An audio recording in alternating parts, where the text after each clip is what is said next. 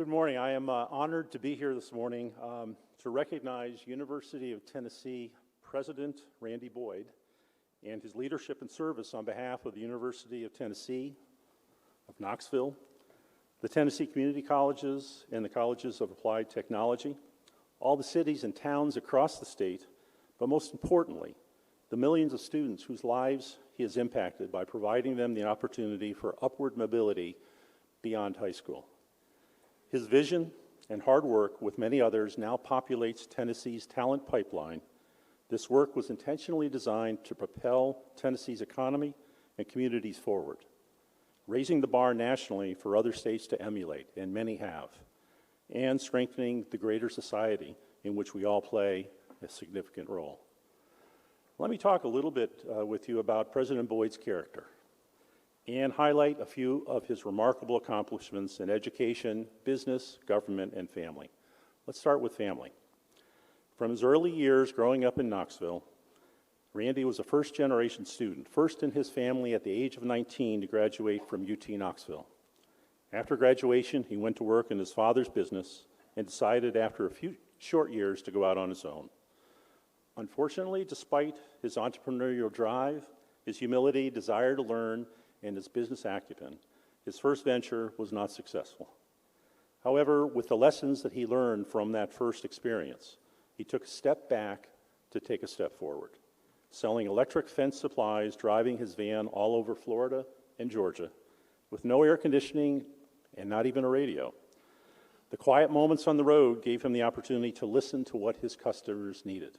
From that, he went on to invent the perfect electric fence that over the years became a worldwide business. But those who know Randy also know that he would say, "It's hardly perfect. It just needs better design and engineering." His incremental successes and networks led him to meet with then Israeli Prime Minister Shimon Peres, winner of the Nobel Peace Prize, a worldwide leader, and age 92 at the time. Shimon told Randy, "You know, oftentimes when someone meets me, one of the first things they ask is, what was my greatest accomplishment? I always tell them that my greatest accomplishment is what I can do tomorrow." They also follow up with the question, what was my greatest failure?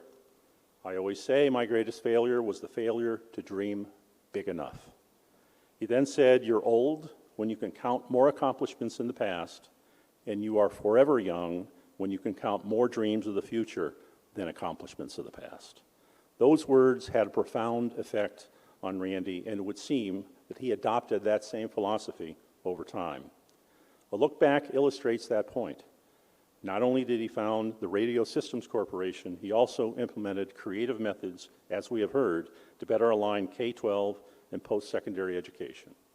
He built Tennessee Achieves, Complete Tennessee, and later the Boyd Foundation. Not to mention, and it has not been mentioned today yet, his love of sports by nurturing 5 minor league baseball teams. But if you think about his character, he would be the first to give others credit, as he did, all of us heard this morning, credit for these outcomes. When Bill Haslam became governor, together they applied their knowledge from the Knoxville experience to create the Tennessee Promise, now known nationwide and globally to change student lives for the better. I had the honor and was thrilled to first meet Randy in September of 2015, serving together to launch the College Promise National Advisory Board. The advisory board was co-led by then Second Lady Dr. Jill Biden in partnership with Wyoming Governor Jim Geringer. This intentionally designed bipartisan board had 38 leaders at the start, from business, education, government, philanthropy, labor, and nonprofits, and of course, students themselves. Over the 8 years since, College Promise has taken lessons learned from the Tennessee Promise, which became our gold standard, to grow and support local and statewide Promise programs across the country that we all now know as the Promise Movement. As the former Tennessee Commissioner of Economic and Community Development, former Special Advisor on Higher Education to Governor Bill Haslam, and former Chair of the Tennessee Higher Education Commission, Randy implemented, as we've heard, the Tennessee Drive to 55, driving from 32 to 55 by 2025. Tennessee's ambitious college attainment goal is underway and, as we heard, making great progress. Randy did all of these things while chairing the board of Tennessee Achieves, which now serves, and here's some new numbers that hopefully Chrissy will agree with, more than 625 high school seniors, 625,000, let me correct that, high school seniors. It includes not only educational achievement, but as I think Randy reported, about 4.5 million hours of community service that students have given back to their communities. They recruit now more than 91,000 volunteer mentors that we heard to work with high school seniors, and made it possible for nearly 150,000 Tennessee students to attend eligible post-secondary education institutions in Tennessee.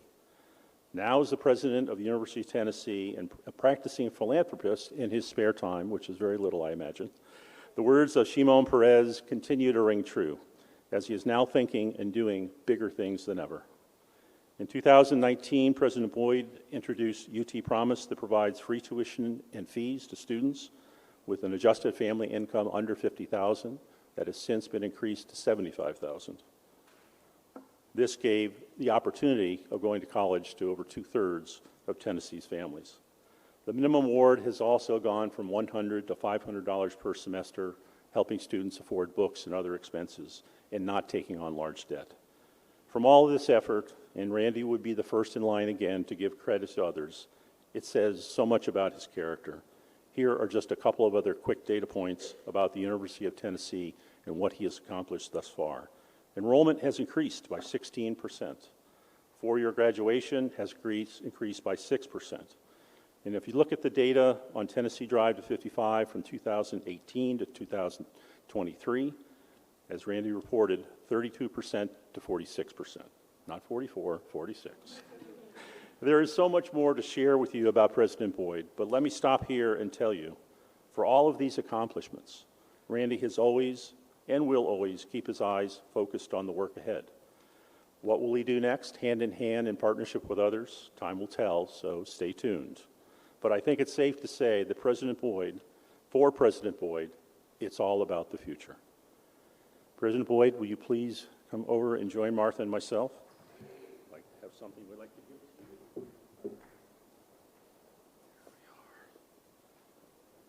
This is not the envelope, this is the box. I'm trying not to break it. I'm not going to take it out, I'm going to hold it to you right there. Okay. Martha said take it out. Sorry. Do what Martha says. I've learned that a long time ago. President Boyd, on behalf of College Promise, we can think of no one more deserving than you to serve as the national gold standard and a role model for others. We are proud to present you with the first College Promise National Impact Award. Congratulations.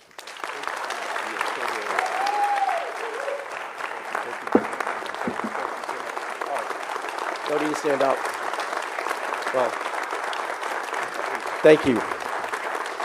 So to Bob and Martha, thank you so much for thinking of me and presenting me with this award. It's a great honor, and your comments were so thoughtful and appreciative.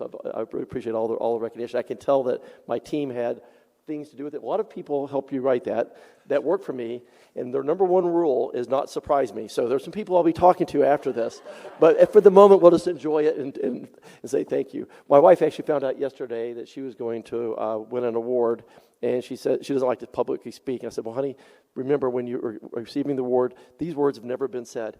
Gosh, I wish his speech would have been a lot longer. So I'm going to be just really brief and just say thank you to everybody. I think, as Bob mentioned, we've got a lot of work left to do together. We all like working together. I'm looking forward to building a future together with all of you. Thank you so much for this award. If everyone could just hang tight for a minute while we snap a couple of pictures, yes, of our award winner.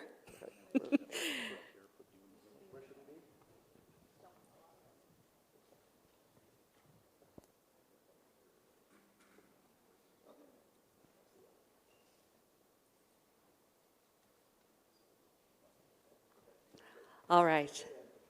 Thank you again, President Boyd.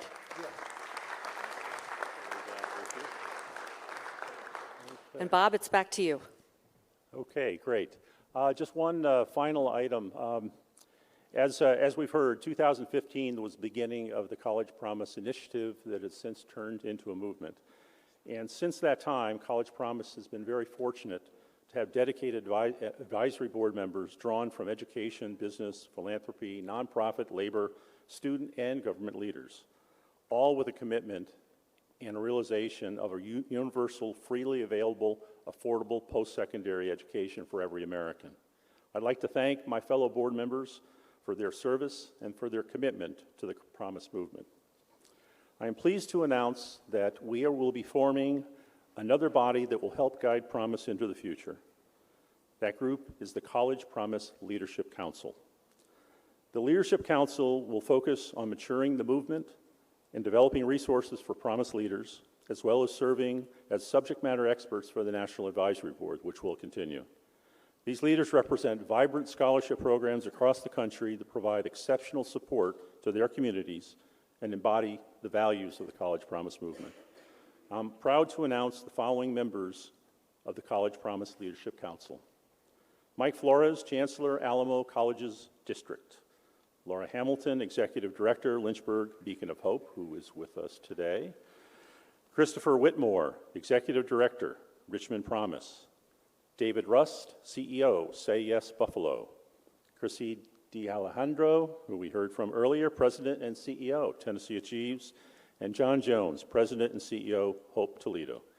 Please join me in congratulating these leaders on their appointment and thanking them for their continued service.